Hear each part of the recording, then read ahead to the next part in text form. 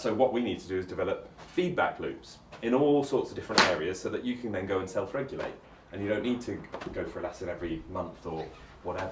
Yeah. You go for a lesson once a year maybe, Yeah. and then you get an elevated skill set and awareness, and then you go and use that to develop your game. There will be absolutely little light bulb moments and little moments where you're like, oh, that was so different, and rounds where you're like, oh, it felt so easy, or something like this.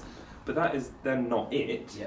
In the same way as if you have a great game of football and you're man of the match and you played unbelievable, you got 2 assists and a free kick or whatever that's gone in the top bins and the keeper had no chance. Yeah.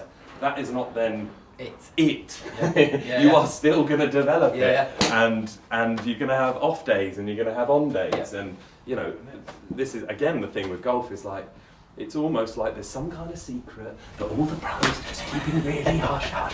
Don't know. You mustn't give all the secrets away in one go. You got to get them back.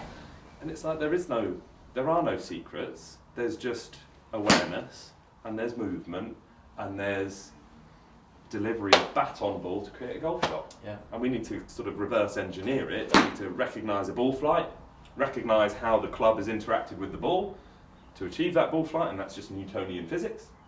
And then start to recognise how that club is moving. And what moves the club? Well, the hands. Yeah. Because that's the only connection we have with the club. Yeah. And what moves the hands? Your arms. Yeah. And what moves the arms? Shoulders. Probably. Yeah. And what moves the shoulders? Us. Yeah. And it goes all the way. So there is a chain from there Yeah. to there. In fact, to there. So it starts with the ground. Yep. And then our interaction with the ground. And then our body's response. We just want to explore the rotating that way as you're loading that right hip. In fact, rotating that way is what's helping load your right hip. So, just back on the board actually, just do a 1, 2, 3 on the board. Yep. And hold the 3. 1, 2, 3. Yes, okay, that timing is fantastic. Yeah. Because what you're doing is 1, and then throwing it up on 2, but then very quickly drop it into that 3. Yeah. So the 1, 2, 3 is not like a metronomic 1, 2, 3. Yeah. Think of it more as like a 1, 2, 3. Yeah. So you're nice and assertive into that 3. Brilliant. It just started to labour a little bit here with the ball, which is fine. Like we said, tightens things up. Let's use that 3. So this swing length Yeah. is all to do with the timing of your 3. Yeah. So if you want a John Rahm short backswing sort Yeah, of job, straight. you're almost immediately into 3. If you want the John Daly big, see it out the corner of your right eye one, then Yeah. you might be in your 2 for a lot longer. Well, it's not what you want it looking like. Yeah. It's the Yeah. shot you want to play, but I'm just referencing Yeah. swing length is all. Phenomenal.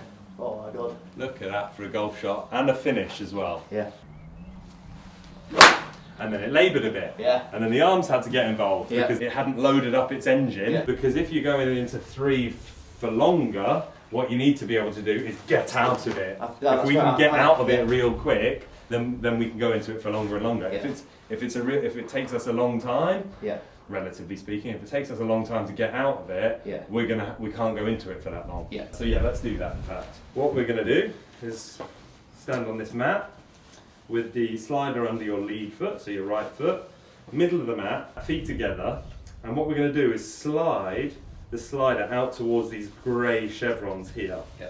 But what we're going to do is we're going to twist it in 45 degrees-ish. We don't want a big step. Yeah.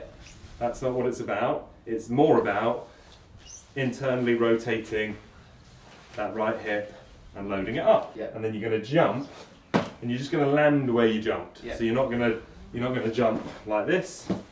You're just going straight up and land there. So flex and internally rotate towards the grey. That's it.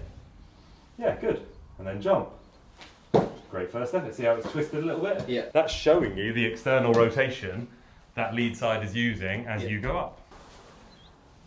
Nice one. What's going to load this chain even more, so that's a really good start, is go again and hold it there.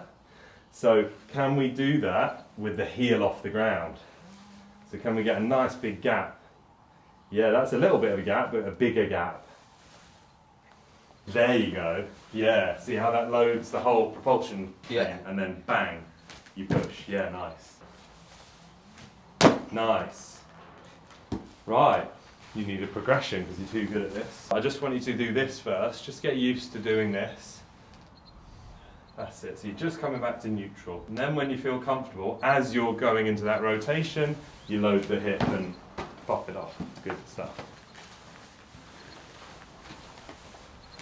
Nice. Need to kick that, get that hip going out. Yeah, you don't need to go so much down with the chest like this. You're actually just rotating away with the chest. There will be a bit of, yeah, there'll be a bit of forward flexion, but yeah, good. Let's just play a few shots, just normal, not with that exercise. 1, 2, 3, and then you're in. Nice, what a finish, Joe. So much better. So much better, and now it's telling me we absolutely need to do some release work. Yeah. When we start to make some sort of sequencing changes and the club is being delivered a lot later, a push is a really good thing to see. Yeah. And it kind of shows us that you've been using flexion and extension of the wrists, this motion, to square your club head. You've been throwing the club head early, Yeah.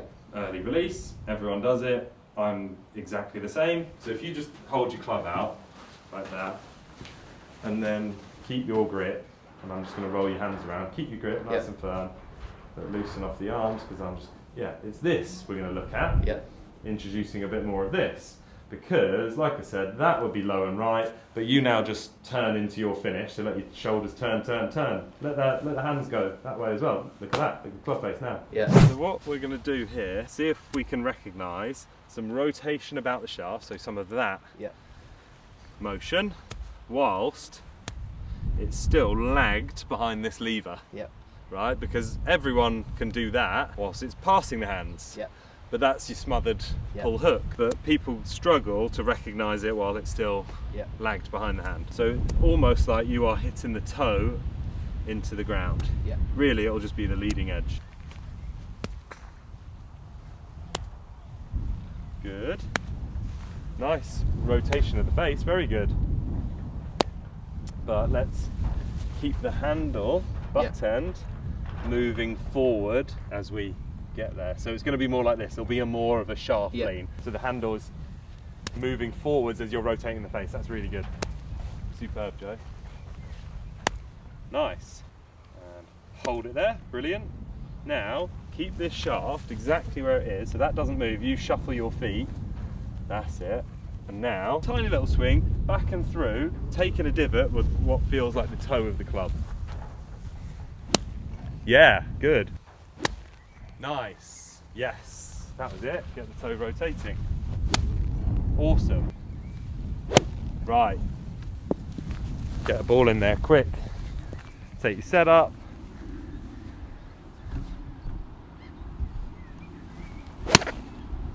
And look at that for a golf shot.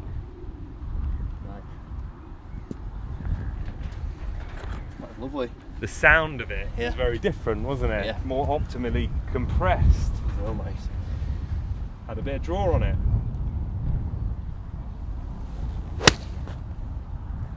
Same again. Oh, nice. Look at that finish.